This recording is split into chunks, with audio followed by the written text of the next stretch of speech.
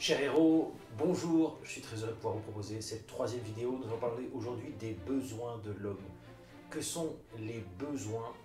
Les besoins, c'est ce dont j'ai besoin pour vivre, ce dont j'ai besoin pour avancer, ce dont j'ai besoin en vue de progresser. Et on verra également avec les besoins que j'ai pu distinguer, les besoins anthropologiques. Quels sont ces besoins qui ont justement besoin d'être satisfaits en vue de pouvoir réaliser mes désirs. Et la grande différence fondamentale entre désir et besoin, c'est qu'un besoin, il est conscient, il est un manque, mais un manque qui est satisfait à partir du moment où je viens remplir, où je viens satisfaire justement ce besoin. Le besoin disparaît. Le désir a quelque chose d'une part d'inconscient et d'autre part, on l'a déjà vu, qu'il est comme illimité. On ne peut pas quelque part assouvir un désir. Je vous propose d'abord de voir la pyramide de Maslow qui est reconnue pour définir les différents besoins humains fondamentaux. Et je vous propose ensuite de voir ce que j'ai pu discerner comme étant pour moi les désirs anthropologiques fondamentaux spécifiques à l'homme, au vivre. Je vous propose tout d'abord de voir la pyramide de Maslow. Abraham Maslow, qui est un psychologue américain qui a beaucoup travaillé sur la question de la motivation, également sur la question des besoins. Il a proposé, sous forme de pyramide, de réfléchir sur la question des besoins. Pour lui, chaque fois qu'un besoin est satisfait, on peut passer au besoin supérieur. Cette pyramide est reconnue aujourd'hui, même si on peut critiquer différents aspects, notamment le fait qu'on puisse atteindre le sommet de cette pyramide sans forcément avoir satisfait chacun des degrés. Cette pyramide, voilà, Maslow, cette pyramide a 5 étages et à la fin de sa vie, Maslow a proposé une 6e strate. Voilà. Et tout d'abord, les besoins qu'on appelle les besoins vraiment élémentaires, c'est-à-dire les besoins, si on veut, vitaux de survie. Ces besoins sont évidemment, on l'a vu, se nourrir, boire, se vêtir, dormir, mais également il inclut les besoins de sexualité et les besoins d'élimination. Donc évidemment, aller au sel. Ces besoins sont vraiment les besoins vitaux fondamentaux sans lesquels on ne peut passer, selon lui, aux strates supérieures. On l'a déjà vu dans les inclinations naturelles, l'homme ne peut pas ne pas vouloir, l'homme ne peut pas ne pas avoir besoin de ses besoins vitaux. On l'a vu également qu'il peut ne pas consentir à ses besoins en vue d'un bien supérieur. On l'a vu notamment avec l'aspect du fait de se nourrir ou de jeûner. Les besoins élémentaires, juste après, on a les besoins, selon lui, de sécurité. Sécurité, se loger, donc avoir un toit. Question de la sécurité, c'est donc toute la question de l'endroit où on se loge, mais également la sécurité de protection de sa personne, donc avoir un lieu où on n'est pas, où ça ne craint pas, mais également sécurité psychologique, et il dit c'est-à-dire un environnement qui ne soit pas angoissant. Et évidemment, la question de la sécurité financière. La 3e strate, il parle des besoins d'appartenance et d'amour. Donc, appartenance à une communauté, également un besoin d'amour. Donc là, on peut évidemment parler donc, de la communauté, de la famille et du couple. C'est ce qu'il appelle le besoin d'estime. Donc, à l'intérieur de ça, il propose de mettre tout ce qui est estime de soi, reconnaissance sociale et reconnaissance de soi, toute la question de la confiance en soi également. Et enfin, le dernier besoin qu'il a pu discerner tout d'abord, c'est le besoin d'accomplissement de soi. Donc c'est cette fameuse réalisation de l'aventure de vie, qu'on a pu discerner son aventure de vie et vivre et oser et accomplir vraiment cette aventure de vie. À la fin de sa vie, il a proposé un dernier besoin qui est le besoin de transcendance.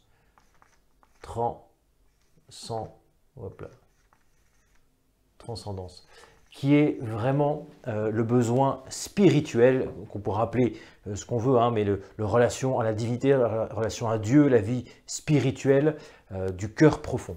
Voilà, donc cette première pyramide, je le répète, selon lui, on ne peut passer aux besoins supérieurs qu'une fois qu'on a satisfait les besoins antérieurs.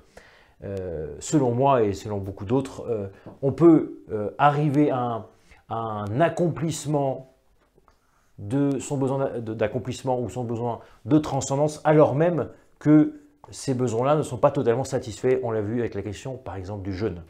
Je vous propose maintenant ce que j'ai pu, moi, discerner comme étant les besoins anthropologiques fondamentaux de l'homme, vraiment du vir.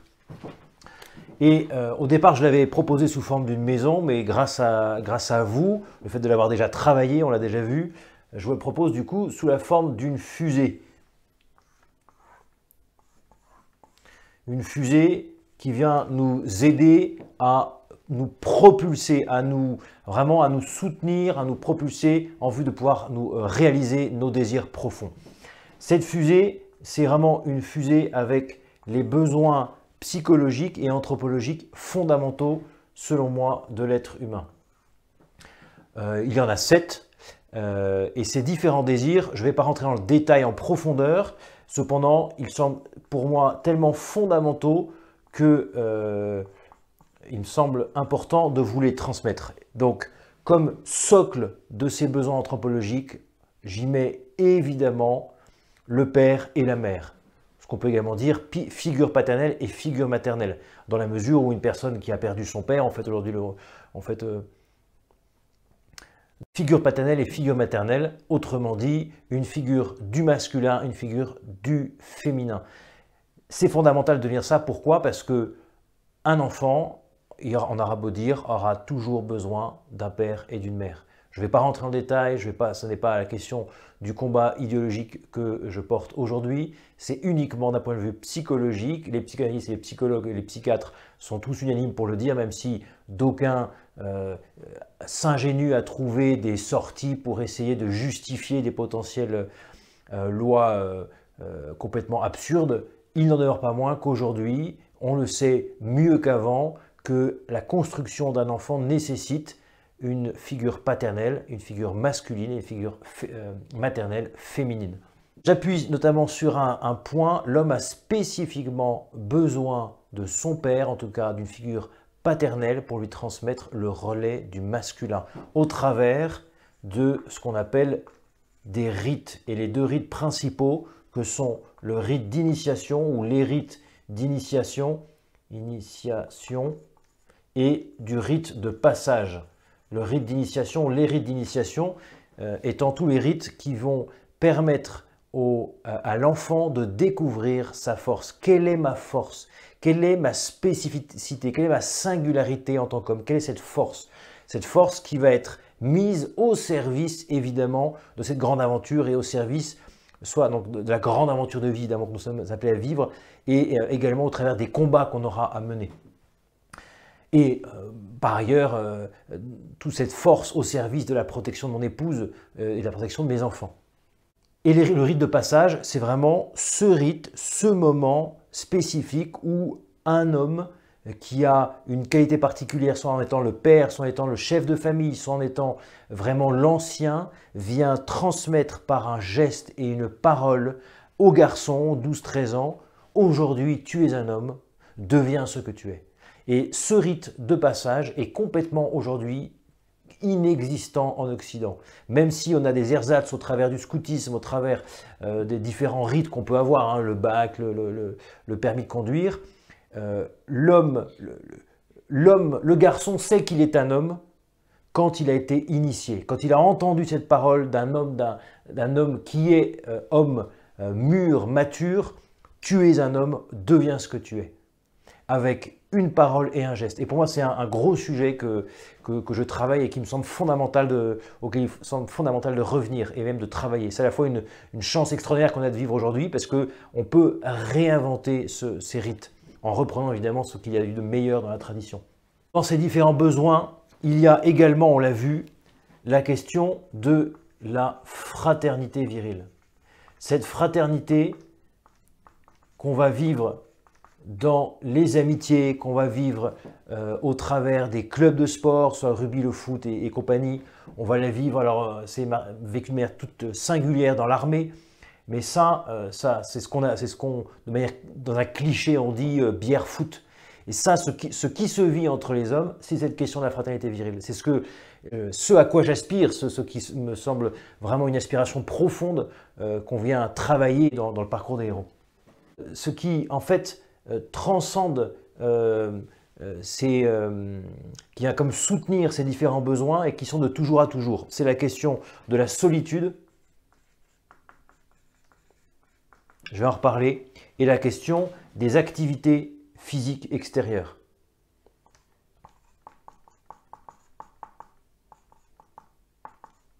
Activités physiques que je propose fondamentalement comme extérieures.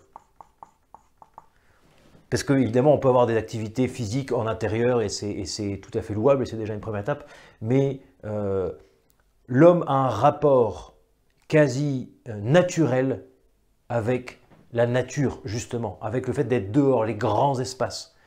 Dites-moi si je me trompe, mais en tout cas, moi, je ressens dans mes tripes ce besoin de grands espaces, ce besoin de montagne, ce besoin de mer, ce besoin de désert, ou simplement ce besoin d'une grande plaine en haut d'une colline et de pouvoir voir loin, de pouvoir sentir ce territoire, cet espace. François Bert nous en parlait de la question du territoire, de l'espace.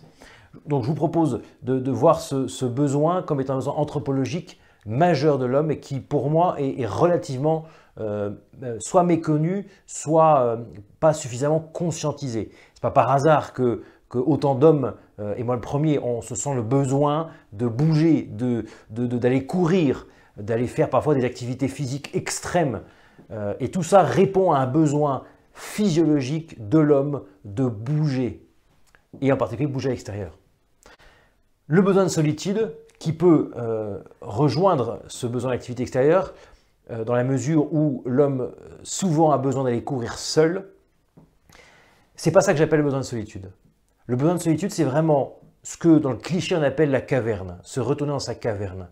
C'est un besoin radical de l'homme de se retrouver seul avec la meilleure compagnie qui soit, c'est-à-dire soi-même. Ce besoin de solitude, pour moi, il est complètement méprisé aujourd'hui. Et ce qui fait qu'on a ce qu'on appelle ce phénomène de solitude au travers de l'isolement, de solitude au point de vue négatif, c'est-à-dire je me sens seul, je suis seul. Or, la question qui est derrière, c'est la question d'habiter sa solitude. Ce sera du coup le sujet du 5e défi, qui est le fait d'habiter sa solitude. On va travailler au travers de différents ateliers à comment regoûter à la joie de la solitude. C'est un vrai sujet également au travers du célibat qui touche certains d'entre vous. Comment je vis cette solitude alors que je suis seul? Et vous allez le voir de toute façon dans votre vie, quand vous serez marié, que cette solitude, la question se pose de manière de fait radicalement différente quand on est seul et quand on est avec un couple et encore avec son épouse, et encore plus quand on a des enfants, ce qui n'est pas encore mon cas. Et du coup, le challenge est différent. Comment goûter de manière positive à ma solitude quand je suis célibataire et comment avoir l'opportunité, comment me donner l'opportunité d'une véritable solitude quand je suis marié ou avec des enfants. Et ça, c'est un véritable sujet. Et évidemment, le dernier besoin fondamental de l'homme, c'est l'amour d'une femme. Et ça rejoint, si vous voulez, la question des besoins élémentaires de sexualité. Je ne l'aborderai pas ici dans la vidéo, on pourra en parler, on en parlera, cette question de comment je fais pour canaliser cette énergie, qu'est-ce que c'est cette pulsion de vie, comment je la transforme en propulsion, c'est-à-dire une pulsion pour quelque chose, une pulsion finalisée, une pulsion d'amour. Et toute la question évidemment qui est derrière, vous l'avez compris, c'est la question des vertus, de la maîtrise. Un gros sujet derrière. Je ne rentre pas dans le détail, mais derrière, on peut parler de la question de la pornographie, on peut parler de la question de la masturbation, qui sont évidemment des sujets complètement différents. La question la question du célibat, comment moi, célibataire, à 35 ans, je fais pour vivre ma sexualité. Ce sont des véritables questions auxquelles je ne répondrai pas ici, mais en tout cas, on peut les voir au travers de cette question du besoin fondamental anthropologique de l'homme. Voilà, chers héros, je vous remercie de cette écoute, de cette troisième vidéo. Je vous rappelle, la semaine prochaine, nous travaillerons sur la question des blessures et des peurs de l'homme. Qu'est-ce qu'on peut en dire et comment, évidemment, pouvoir affronter ces peurs et traverser ces blessures. Je vous remercie beaucoup et à très bientôt.